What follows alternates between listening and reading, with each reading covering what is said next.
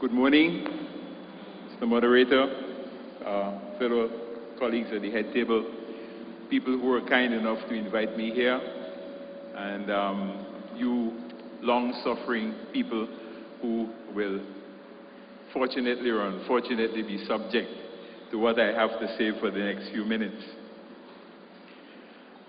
First, let us agree on what an economy is.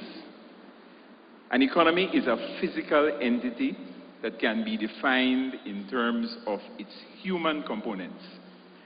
An economy is about people and about their transactions, including consumption, exchange, and disposal, in relation to physical and non-physical assets that have value, that they own, that they owe, or that they control. Value, in turn, is related to usefulness, subjectively or objectively defined, and availability, and in particular, whether that availability can be controlled in some sustainable way by individuals or groups. Thus, gold is mostly useful, or is useful mostly because it is subjectively desirable.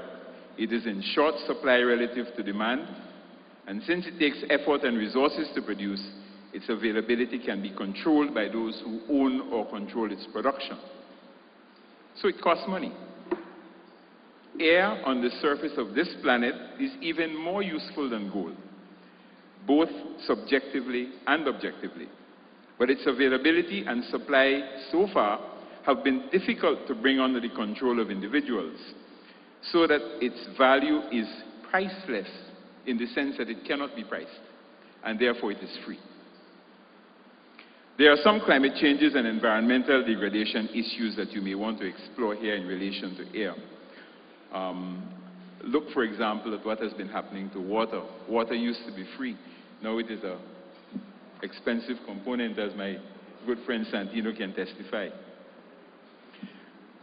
Air is in short supply in some areas relative to demand, and in that kind of situation, a market emerges.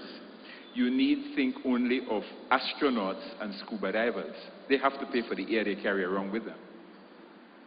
I have started in this way because I want to make the point that an economy exists only so far as it can be made subject to rules that are generally followed by the participants in that transactions and value environment, whether or not the arrangements for the settlement of disputes are formal, as in the case of a normal country, or whether dispute settlement arrangements are informal, as in the case of what we think we know about the mafiosi.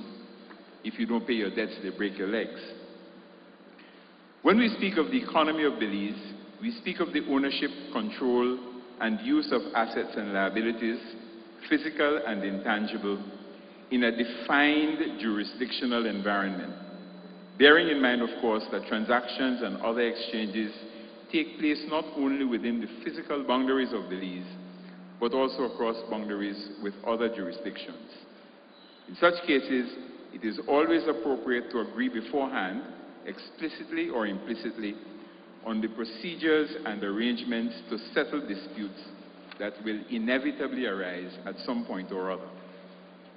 Implicit in the statement, of course, is the notion that it is someone's responsibility to manage the jurisdiction and to ensure that an environment continues to exist in which individuals and business firms can focus on the business of asset investment, on consumption, on exchange, and on asset disposal, without having themselves also to allocate any considerable extent of effort, time, and resources to ensure their own physical security, to maintain dispute settlement arrangements, and to ensure order and good management in a rules-based system that operates equitably and transparently, and that is characterized by effective accountability.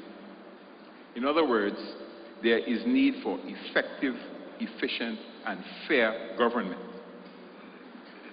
What are the main features of our Belize economy? I'd like to draw your attention here to a very useful publication, which on one page, that is table 1.1 in the 2007 annual report of the Central Bank of Belize, which presents a short time series of important performance measures of the Belize economy. I'm suggesting that if you take a look at that publication, they do it every year, the Central Bank's annual report, you get a comprehensive look at all the features of the economy of the country. It's available on the Central Bank's website. All you need to do is Google it. We can speak later during question time about the need for more frequent and more comprehensive reporting on the economy rather than the once-a-year thing that the Central Bank does. The first thing that you should notice, of course, is the size of the economy, both in absolute gross domestic product terms, GDP terms, and in per capita GDP terms. Belize is small in relation to other countries in the world, and its income level puts us towards the lower end of the lower middle income group. Not shown in the data is the distribution of income in Belize. What your eyes can tell you, on the assumption that people spend generally in relation to their income, that the country's income is very unequally distributed, that a large share of income accrues to a proportionately much smaller number of people, leaving a smaller share of the total to be shared among a larger percentage of the population. This combination of low income to start with and unequal distribution of that income inevitably means that we have considerable poverty in our country. The next thing that you should notice is that the economy is very open. By this I mean that there is a high proportion of external trade to GDP, to our total production. The exports to GDP and imports to GDP ratios are very high.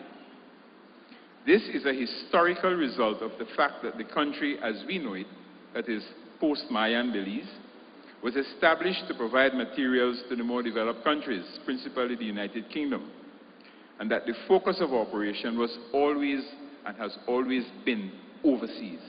We have been an outward-looking country. With the bulk of our resources being utilized to meet metropolitan market needs, and with our lifestyles being determined by overseas patterns, a situation that continues to hold, domestic consumption and investments were and are largely met by imports, so that the openness that I speak about is a structural result of this external operational focus. We are highly dependent on trade. I leave you to speculate what would have happened if the recent crisis in the sugar industry is not resolved quickly. And notice I say is rather than was.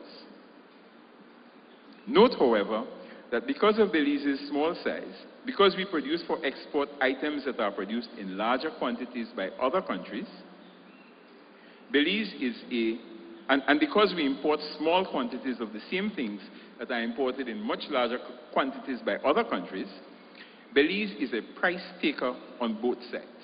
We don't have any control over the prices we get for our products. We don't have any control over the prices we pay for what we import. And we are therefore completely vulnerable to global market changes. Worse, because of the relative inflexibility we exhibit in our product export and import structures, given the large proportion of our productive capacity that are tied up in our main export industries, we don't respond quickly to global market changes, including the increasing compression of the product cycle. We continue to produce, except perhaps in parts of tourism, at the basic commodity end of the spectrum. And even in tourism, we run the risk of the novelty of a new destination wearing off. The increasing crime situation, of course, does not help.